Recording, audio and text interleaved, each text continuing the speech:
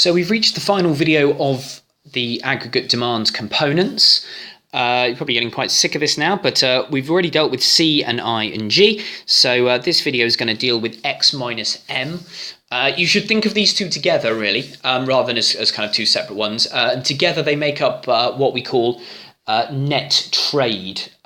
You may also hear it referred to net trade balance or net exports or various other things, but essentially what we're talking about here is the total value of what we export take away the total value of what we import. Now, we don't need too much on what those terms mean, because I think they're relatively straightforward. But just a little bit of advice, really, in terms of when you are using, when you're talking about net trade, or indeed, when you're talking about any kind of global trading, exporting, importing, anything like that throughout the economics course, is you need to be very, very clear about who you are talking about, which country you are talking about. You can get yourself into really big jumbles, and I've read some pupil work that does this quite badly, by not specifying where consumers are in terms of the different countries. So the convention that I would suggest is that the domestic firms, consumers, and so on are those who are in the country whose AD is being looked at. And the ones which are in other countries are foreign. Now, that might seem a very obvious distinction, but you really can get yourself into quite a muddle about it. So, for instance, I remember a little while ago there was an exam question that was based on the American economy and its trade with the UK. Now, obviously, I'm a teacher in the UK, and all of my students are based in the UK, and there was a lot of confusion because they started talking about domestic consumers as being British. Whereas in the context of that question, they weren't, because we were being asked about the American economy and we were being asked to analyse the impact of trade on the American economy. The domestic consumers and firms were the American ones. The foreign consumers and firms were the ones that were in the UK. So you just need to be very careful with the... firstly, you need to make sure that you do tell the person reading your work which consumers and firms you are talking about, in which country they are, and also try and use this domestic and foreign to try and exemplify them. If you're really not sure on that, then make sure you use the country when you're talking about it. So talk about American consumers or British consumers or something like that. But you've got to make it very, very clear, because the impacts on them can be very different. So now that we've got that out of the way, then, as before, we'll just move on, and we will consider what may influence the level of exports and imports between two countries. So we do have to think about these ones slightly differently because of the fact that we've got both exports and imports involved here. But the first one that we're going to look at is price competitiveness. So price competitiveness means how well does the one economy compete with another in price. And what we will generally find is that consumers will buy from the lower priced producer. So if that lower priced producer is within your economy, then that's fine. Then your domestic consumers will buy from your domestic firm, and that will be considered consumption, and that will be in the C component. But if the lower priced producer is a foreign firm, it is somewhere else, then that foreign firm will be more price competitive than the domestic ones, and therefore it's likely that the consumers, the domestic consumers, will be more inclined to buy from that foreign company, and that will increase the level of imports. So if the most competitive firm is a foreign one, then we would expect there to be an increase in the level of imports into the economy as our domestic consumers buy from that more competitive foreign firm. Similarly, if our own firms become more competitive, if our domestic firms become more competitive, then we would expect foreign customers to probably buy from us. And that would then mean that if the most competitive firm is a domestic one, then we would expect to see an increase in the level of exports. So the price competitiveness of firms, and this will depend on all sorts of things. Labour costs obviously will come into it, raw material costs will come into it, the efficiencies with which they can operate in different countries will come into it. So lots of different things may influence this. We consider it a bit more in the second year macro course, but price competitiveness is important. Very much linked to it is non-price competitiveness. So non-price competitiveness might be competitiveness based on quality, for instance.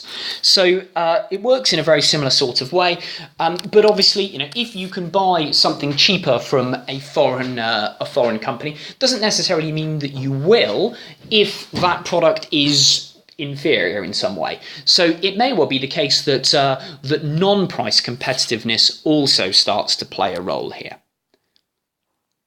So if we move on to think about the next one, then the next one gets a little bit more complex.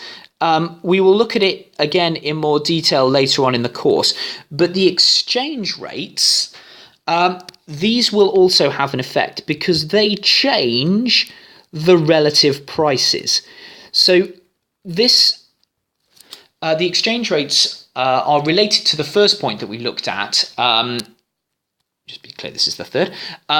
These will relate to the first point because the exchange rates can make different countries appear more or less price competitive. So if an exchange rate appreciates, if an exchange rate gets stronger, that means the domestic currency will buy more of the foreign currency. And if you can buy more of the foreign currency, then the things from that country will start to appear cheaper to you. So the way to remember this, I would suggest, is a mnemonic, which is related to the UK currency, the pound, but you obviously adjust it if you're somewhere else. So what this means is that if you have a strong pound, then your imports are cheap and your exports are dear. So what that means is if the pound is strong, it buys lots of foreign currency, and if it buys lots of foreign currency, then foreign products become quite cheap to us. At the same time, though, for foreign consumers, the fact that the pound is so strong means that their currency doesn't buy very much of it, and therefore things which are priced in pounds, i.e. British products, they will start to appear more expensive, and therefore the level of demand will go down. So what we would see in this case then is if the pound was strong, i.e. if there was an appreciation in the pound, then the fact that imports are cheap means that we would see an increase in imports, and the fact that exports are dear means that we would see a reduction in exports. So the exchange rates have a big impact because they alter the relative prices.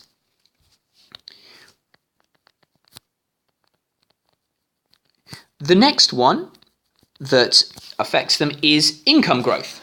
So the rate of change of income will also have an influence on how much trade is taking place.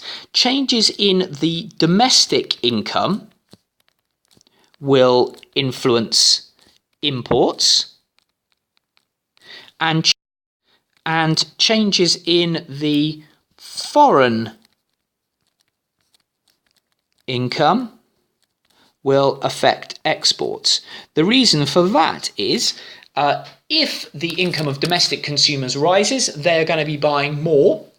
We saw that when we looked at consumption. Now, obviously, if they buy things that were produced in that same economy, that counts as C, that's consumption. But if they buy something that was produced somewhere else, that's going to be an import. So we tend to find that as income levels rise in an economy, so do imports, because consumers suck in those imports because of their high levels of demand. And when the income growth is happening somewhere else in the foreign country, then that is going to generate export potential for the domestic economy. So rapid income growth in another country means that we have a greater opportunity to sell our products to them. So the level of foreign income growth will affect our level of exports. And the final one that we need to think about, which again is considered in a lot more detail in the second year, is the role of protectionism. Protectionism are means to limit imports into a country or promote exports. It's normally used to mean the first of those two things. It's normally used to limit imports. So there are a number of things that a government can do. Things like imposing a tax, which we call a tariff. Things like limiting the amount of products which can be imported. Things like government decisions to buy products which were made within that economy rather than foreign ones, and so on. So there are a lot of things that a government can do which are considered protectionism, and those will limit the imports which are coming into the economy. So again, let's just zoom back out again so we can see them all. So the 5 factors then that we need to think about when it comes to the role of X and M, just underline these so we're consistent. Firstly is price competitiveness. Secondly, non-price competitiveness, so that's any way of competing between two products that isn't the price. Exchange rates is important because these kind of link to this price competitiveness. And then income growth, both domestically and in the foreign economy. And finally, any protectionist policies which are being employed.